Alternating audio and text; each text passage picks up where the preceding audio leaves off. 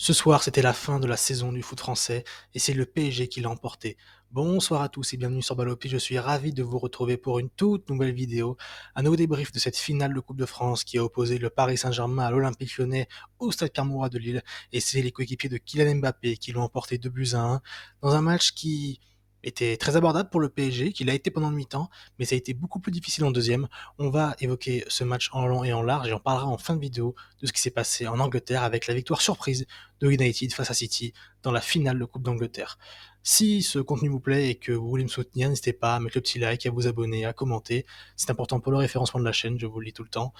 Et donc voilà, maintenant que ce message est dit, on va pouvoir commencer en parlant d'abord donc de ce match entre le Paris Saint-Germain et l'Olympique Lyonnais, avec des compositions on va dire un petit peu classiques du côté du PSG en tout cas, avec un 4-3-3 et les 11 joueurs, on va dire majeurs de la saison du PSG, avec cette attaque toujours composée de Kylian Mbappé, Dembélé à droite et Bradley Barcola sur le côté gauche. Et du côté de l'Olympique Lyonnais, la grosse surprise évidemment c'était au poste de gardien de but où c'est Lucas Perry qui a été préféré à Anthony Lopez, et un dispositif en 4-1-4-1 avec Nemanja Matic juste devant la défense et un milieu à 4 composé de Tolisso, Cacré et sur les côtés Saïd Benrahma et Ryan Cherki sur le côté droit, même si on va le voir, ces deux ailiers qui ont été Cherki et Benrahma ont été en grande difficulté ce soir. Un match qui voilà, pouvait promettre au vu de la forme des deux équipes, qui sont clairement les deux meilleures équipes françaises sur cette année civile 2024, avec un Olympique Lyonnais qui a fait une remontée folle au classement pour arracher une 6e place, synonyme pour eux de qualification directe pour la Ligue Europa, et ce, peu importe le résultat de ce soir. C'est pour ça que ce match était un bonus pour Olympique Lyonnais qui aurait pu, puisqu'ils n'ont pas fait malheureusement, et bien remporter un premier trophée depuis cette Coupe de France 2012 face à Chambéry. Du côté du PSG, on avait la volonté de bien finir la saison et le PSG va clairement imprimer son rythme en première mi-temps, où on a vu une seule équipe sur le terrain, le Paris Saint-Germain, qui a été un, deux, voire trois crans au-dessus dans l'intensité, dans les duels, dans la justesse technique également. Ils ont mis une forte pression face à ce bloc lyonnais qui était donc composé de deux lignes de 4, mais la difficulté pour l'Olympique lyonnais, c'était ce positionnement de Fabian Ruiz qui a fait un très bon match aujourd'hui, l'Espagnol, et qui réussissait toujours à se positionner entre cette ligne de 4, juste dans le dos d'Emmanuel Matic, pour être trouvé en combinaison, en point d'appui, en relais, avec ou Barcola ou Mbappé, et ce qui a permis donc au Paris Saint-Germain d'avoir de nombreuses offensives, et c'est dès le début du match, où pendant 5-10 minutes, on a eu vraiment un football total où ça allait d'un but à l'autre, notamment cette occasion de Bradley Barcola très rapide avant une réponse de Saïd Benrahma qui est passé, dont la frappe pardon est passée juste au-dessus. Et donc voilà, un match un petit peu qui allait dans les deux sens. Mais à partir de la 10e minute du quart de jeu, on a senti vraiment le PSG imprimer son rythme. Euh, Lyon avait beaucoup de difficultés à ressortir, même si le plan était intéressant, d'avoir cette deuxième ligne de 4 devant Nemanja Matic qui permettait dès la récupération d'avoir des joueurs proches les uns des autres pour pouvoir contrer efficacement et aller vers le but de Gigio Donnarumma. Mais il y a eu ce manque de justesse technique. Je pense à Benrahma, je pense à Cherki qui a fait preuve, je trouve, de nonchalance encore ce soir et qui dans les duels a pas été assez incisif. Lacazette qui était trop esselé, même s'il a eu quelques situations, notamment sur un magnifique centre de Benrahma, une tête qui malheureusement n'a pas été assez puissante de la part de Lyonnais, mais c'était trop peu, c'était trop insuffisant pour pouvoir mettre en danger le PSG, et le PSG va en profiter pour inscrire deux buts. Un premier but inscrit par Ousmane Dembélé sur une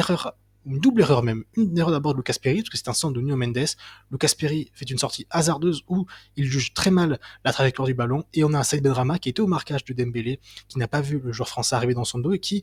hésite un peu à aller au duel par peur de faire faute, qui recule, on sait pas trop comment il se place. En attendant, Dembélé marque une tête magnifique dans le but vite, ça fait 1 but à 0, et très vite, le PSG va doubler la mise via Fabian Ruiz qui est récompensé d'une très très bonne première mi-temps sur un petit peu un centre, il me semble. C'était une récupération d'abord, puisque c'est Cacré qui aussi a été en grande difficulté ce soir techniquement et dans les duels, même s'il y a eu du mieux en seconde mi-temps. Dans cette occasion, il perd le ballon au milieu de terrain, récupéré par Fabian Ruiz justement, qui après va donner la balle, je crois, à Vitinha qui va transmettre à Dembélé. Dembélé saute le ballon des 6 mètres, il va faire un centre au deuxième poteau qui va arriver sur la tête de Fabian Ruiz, qui d'abord va être contré par Jack O'Brien avant de revenir sur Fabian Ruiz qui lui frappe du pied droit, va tromper Lucas Perry. Ça fait 2-0 à la mi-temps et on se dit que l'Olympique Lyonnais mérite de perdre ce match, puisque l'Olympique Lyonnais ne montre pas grand chose. D'ailleurs, c'est ce que dit Tolisso à la mi-temps, où il dit que l'OL doit avoir beaucoup plus d'intensité, être beaucoup plus physique, plus en train de suivre beaucoup plus ses actions offensives pour aider justement Alexandre Lacazette qui était beaucoup trop esselé. Et l'Olympique Lyonnais donc perd 2-0, même si on peut se dire que c'est bien payé au vu des nombres importants d'occasions où Lucas Perry, hormis cette erreur de jugement, on peut le dire, sur le premier but, fait plutôt une très bonne première mi-temps où il a réussi à contrer Barcola, Mbappé, une très belle frappe également, il me semble, de Vitinha. Donc Lucas Perry, vraiment, C'est un bon match, mais malheureusement, il y a cette erreur qui a coûté le premier but et ensuite le deuxième. Donc Lyon est mal payé, mais Lyon part en deuxième mi-temps avec de bien meilleures intentions et on le sent, beaucoup plus physique, qui est présent et qui gagne la majorité des seconds ballons. Et un PSG qui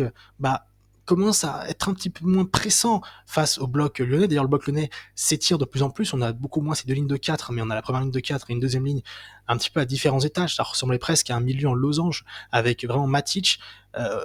qui était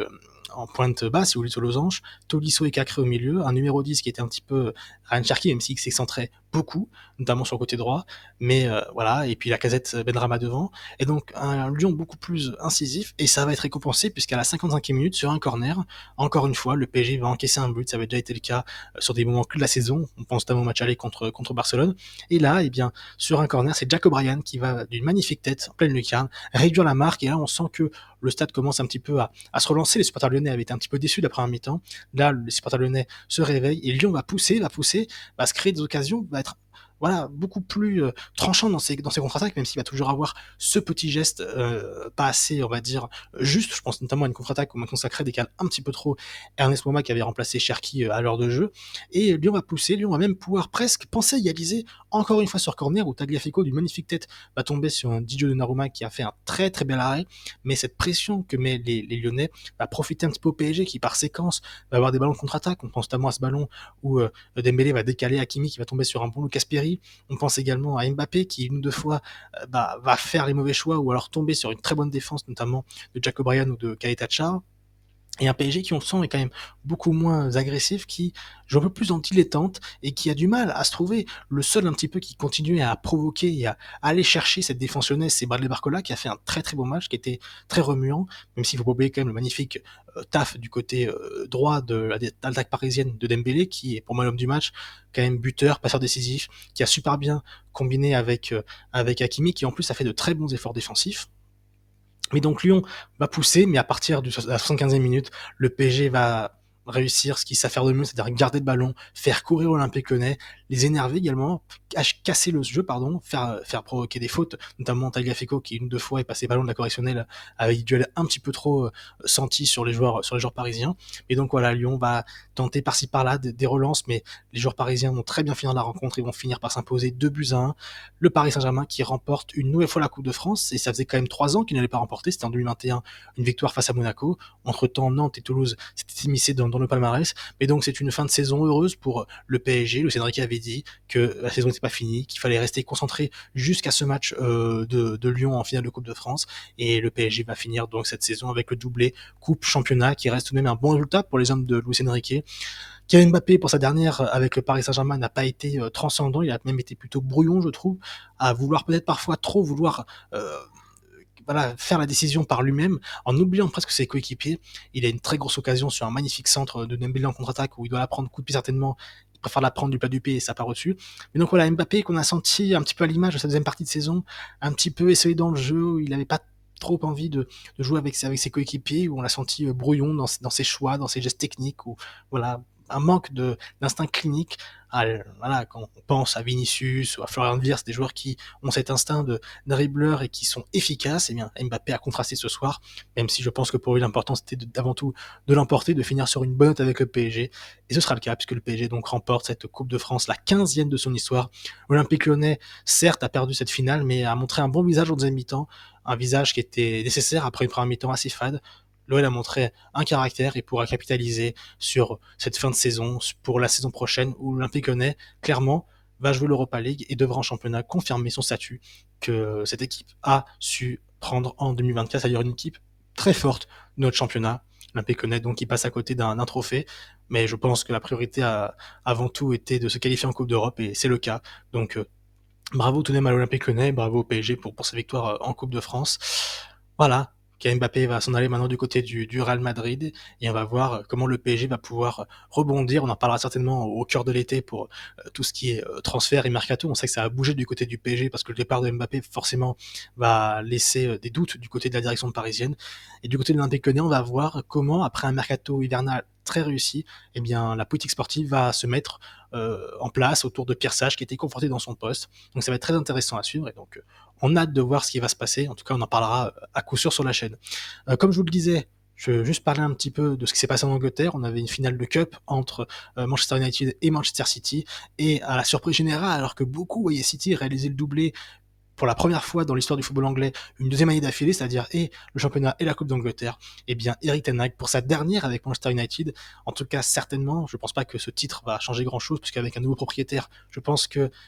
Jim Ratcliffe va vouloir faire table rase. Eh bien Eric Ten Hag a réussi sa sortie, puisque United s'est imposé 2-1 face à Manchester City, où on a vu un City complètement à l'envers, et d'ailleurs Guardiola l'a dit en conférence de presse, c'est de sa faute, le game plan, quand il le dit, n'a pas été bon de sa part, et on l'a vu une première mi-temps où City a été à l'envers, on voyait voilà, des joueurs peu précis techniquement avec des erreurs qui a amené notamment au premier but de Garnacho, où on a une erreur de communication entre Ortega et Guardiola qui crée ce but de Garnacho, avant une magnifique action collective de United qui, sur une sortie de balle, on a Bruno Fernandes qui maîtrise le rythme, une magnifique transversale de Rashford pour Garnacho qui va centrer en retrait pour Bruno Fernandes, qui était là au début de l'action et qui est là à la fin, pour décaler une passe presque aveugle magnifiquement Kobe Mainoo qui a marqué ce deuxième but. Ça fera 2-0 à la mi-temps pour United, mérité au point, puisqu'il y a eu seulement 2 tirs du côté de City, et des tirs vraiment pas dangereux. On a senti la difficulté pour City de passer par les côtés, parce que United a bouché l'axe pour éviter l'accès au ballon à Foden et à De Bruyne, qui sont marchés dessus le peu de fois où vous avez le ballon, et pour mieux prendre à deux sur les côtés les joueurs comme Guardiola ou comme Bernardo Silva. Et ça a fonctionné. En deuxième mi-temps, Guardiola va changer son plan, il va notamment faire entrer Jeremy Doku, qui va être très bon, qui va faire mal à cette équipe de United, même si on a une très bonne défense de Wan-Bissaka sur Doku. Doku va quand même réussir à réduire le score à la 80e minute, mais ça ne suffira pas. United va quand même l'emporter, même si City a eu des occasions. On pense à la barre d'Haaland, on pense à cette frappe de Kyle Walker, où Onana a été encore très bon, même s'il y a cette erreur sur le but de Doku, une erreur de main qui crée le but de City. Mais c'est mérité pour United, qui a clairement fait un match, on va dire, de bonhomme, où on a eu tous les joueurs qui se sont donnés à 100%. Je pense à Amrabat, qui peut-être a fait son meilleur match cette saison avec Manchester United, qui a récupéré un nombre incalculable de ballons, qui était là au deuxième ballon, qui a été puissant dans les duels, où il a bougé les milieux de terrain de City.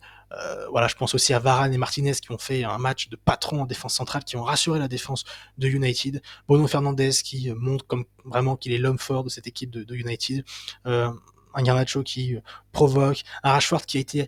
peut-être un petit peu plus en difficulté que les autres, mais il y a quand même cette magnifique transversale sur le deuxième but de Kobe Mainoo, et Rashford qui à la fin de ce match est en larmes, peut-être une fin de cycle pour lui qui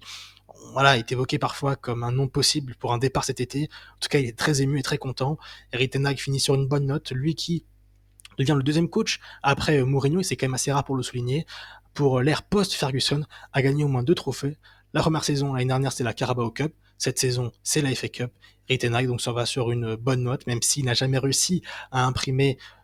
le jeu qu'il voulait à Manchester United. Cette saison, il a permis tout de même, avec cette victoire en Cup, de qualifier pour l'Europa League Manchester United, qui l'année prochaine, avec un nouveau propriétaire, une nouvelle direction et un nouveau coach, pour repartir sur de bonnes bases. Il y a les jeunes qui vont devoir être développés. On pense à Olun qui est arrivé cet été de Bergame, on pense à Mainoo, on pense à défenseur français, on pense également voilà, à Garnacho, qui cette saison a été la saison de l'explosion pour lui, où on l'a vu être beaucoup plus décisif. Donc voilà, il y a du bon à tirer du côté de Manchester United, et du côté de City, des questions qui vont se poser durant l'été. On sait que Bernardo Silva est souvent évoqué comme un joueur potentiellement sur le départ, De Bruyne également, tout comme Ederson, c'est 2 joueurs qui ont des propositions d'Arabie Saoudite. Guardiola, qui après le titre acquis face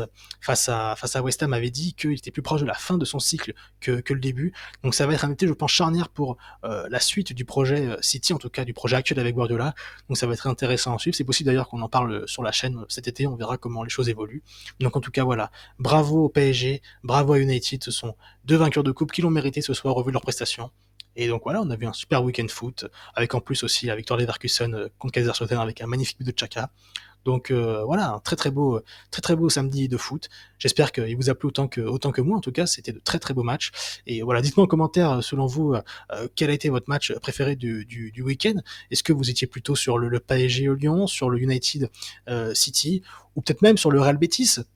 avec la sortie de Toni Kroos. On l'a vu, une très très belle sortie, un très bel hommage du Bernabéu, et avec sa famille qui était là en bord de terrain, avec ses enfants en pleurs. Ces belles images, des images qu'on aime voir pour une légende du foot, on peut le dire, Toni Kroos, qui a marqué son époque au milieu de terrain, qui, à 34 ans, prend sa retraite à la fin de la saison, après un Euro qui va arriver très très vite. Donc voilà, dites-moi en commentaire ce que vous avez pensé de ces matchs, et puis moi je vais vous laisser, vous souhaiter une bonne soirée, une bonne nuit, une bonne journée sur le moment où vous me regardez, et n'oubliez jamais, vive le foot.